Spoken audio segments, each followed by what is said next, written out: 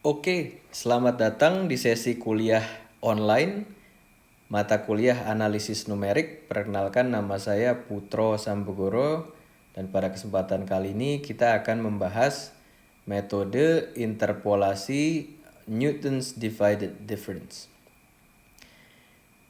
Jadi, mari kita mulai. Jadi, metode ini sebenarnya cukup sederhana. Katakanlah ya. Jadi sebenarnya masalah yang ingin kita pecahkan itu seperti ini. Katakanlah kita punya, bentar saya gambar dulu ini. Jadi ini X, ini Fx. Nah kemudian katakanlah kita punya dua data point yang merupakan hasil perhitungan atau hasil pengukuran yang akurat. Jadi kita percaya sama dua data point ini. Jadi data point yang pertama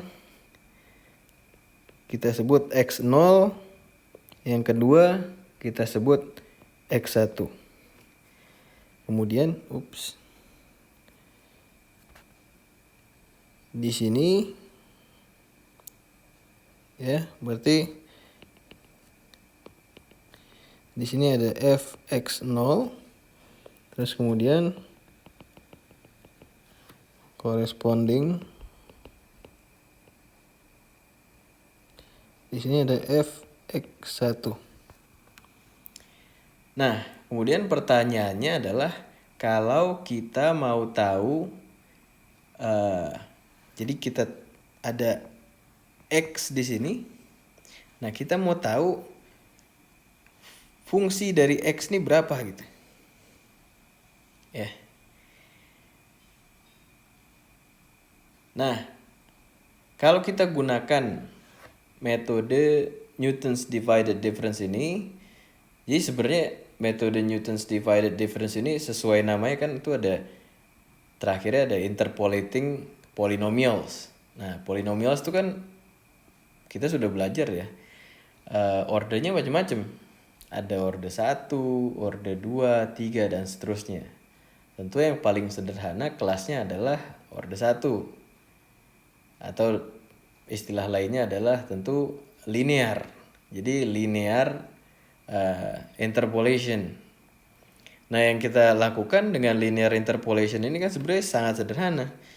Kita punya dua titik di X0 dan X1. Ya sudah, mau tahu titik atau data point diantaranya, kalau dia linear ya tarik saja garis yang menghubungkan keduanya. Dan kemudian kita akan menginterpolasi, jadi kita memperkirakan bahwa data point yang ada di antara kedua titik ini itu adanya di garis, akan jatuh di garis yang menghubungkan kedua data point ini. Jadi sebenarnya sederhana kan? Jadi kalau misalnya saya mau tahu ini X, Fx-nya berapa ya sudah.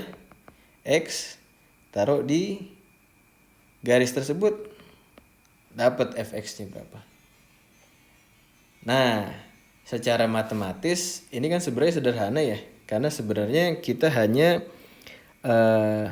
perlu untuk menghitung slope dari garis ini. Ya kan? Atau dengan kata lain, slope garis ini itu akan sama dengan slope garis yang ini. Ya, jadi yang menghubungkan slope dari garis yang menghubungkan X0 dan X1 itu tentu slope-nya akan sama dengan garis yang menghubungkan X0 dengan X. Jadi kalau saya tulis secara matematis, dia akan jadi Fx ya kurang Fx0. Ini biasanya ada angka satunya di sini. Angka 1 di sini menandakan bahwa dia order 1. Linear dia. Nah, kemudian ini sama dengan X kurang X0 sama dengan Fx1 kurang Fx0 bagi X1 kurang X0. Yang ini merupakan slope yang dari X0 sampai X1. Sedangkan yang ini slope yang garis yang merah. Dan tentu mereka harus sama. Nah, kalau misalnya kita ingin menuliskan supaya lebih mudah lagi, maka kita dapat menuliskannya menjadi F1X ya. Ini sama dengan Fx0 ditambah Fx1 Fx0 X1 minus X0 X minus X0. Jadi ini formula yang paling generalnya. Yang paling general nih seperti ini. Ya, untuk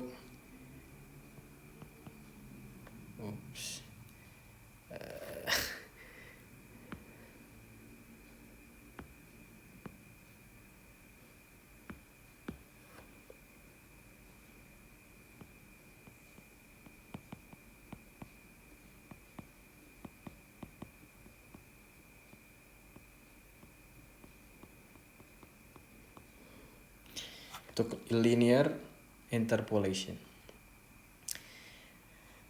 Nah, ini semua tentu tahu ya. Dan saya rasa sebagian besar kita sudah pernah menggunakan metode linear interpolation ini. Sebagai contoh ya, contoh yang paling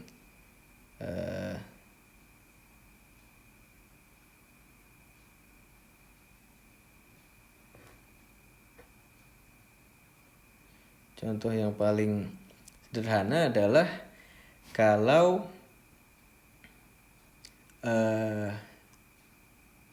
misalnya kita punya hasil pengukuran, katakanlah ini temperatur,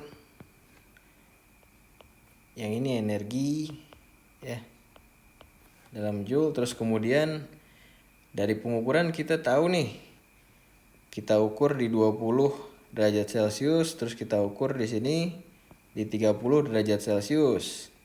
Nah, dari hasil pengukuran itu kita tahu kalau 20 derajat Celcius itu dia energinya 100 joule. Terus kemudian di 30 derajat Celcius dia energinya 200 joule.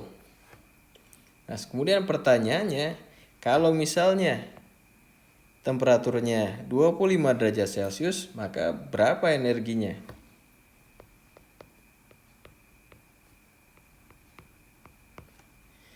Nah, tentu yang paling sederhana Anda bisa katakan ya sudah, kalau itu dihitung aja lagi.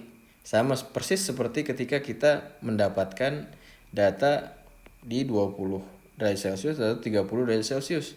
Atau kalau tidak diukur saja lagi.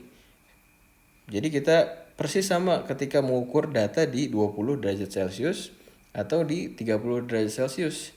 Nah, masalahnya banyak kadang hal tersebut tidak praktikal. Jadi kalau kita mengukur di semua data, di semua temperatur, tentu usaha yang harus kita lakukan akan sangat banyak. Dan tentu itu akan ditranslasikan kepada sumber daya seperti waktu atau uang yang harus kita keluarkan. Nah, untuk menyiasati hal tersebut, maka daripada kita hitung ulang lama misalnya menggunakan analisis numerik, atau kalau kita ukur ulang misalnya di titik 25 derajat Celcius mungkin perlu effort yang besar, ya sudah, kita gunakan pendekatan, kita gunakan interpolasi. Jadi sekarang kita interpolasi saja. Menggunakan interpolasi linear tadi, kita bikin garis ya. Jadi 25 ini akan ada di garis ini. Nah, berapa garisnya? berapa energi di 25 derajat Celcius itu jika kita menggunakan interpolasi linear. Nah ini kan sebenarnya sederhana, cuma gunakan saja fungsi yang tadi. Sekali lagi ini ada subscription satunya, itu menandakan bahwa ini interpolasi linear. Ini di 25 kan, berarti sama dengan menggunakan formula yang tadi. Jadi ini adalah 100 ya ditambah 200 kurang 100 dibagi 30 kurang 20, 25 kurang 20. Ya enggak? Ini kan sebenarnya tinggal 100 ditambah 100 bagi 10 dikali 5 sama dengan 150. Jadi ini 150. Tentu saja ini sederhana karena 25 adanya di tengah-tengah antara 20-30. Dan karena dia linear tentu energinya harus berada di tengah-tengah antara 200 dan 100, yaitu 150. Ya. Jadi sekali lagi ini cukup sederhana ya. Nah, tapi ini kan tadi contohnya energi. Tapi sebenarnya tentu saja metode ini sekali lagi bisa digunakan untuk bermacam-macam kasus di bidang studi yang berbeda-beda ya. Jadi tidak terbatas karena kita biasa ngerjainnya termo terus kemudian kita gunakan ini pada termo saja, tidak seperti itu. Nah, tentu saja beberapa insight, tentu saja kalau kita ingin membuat hasil interpolasi kita ini akurat ya,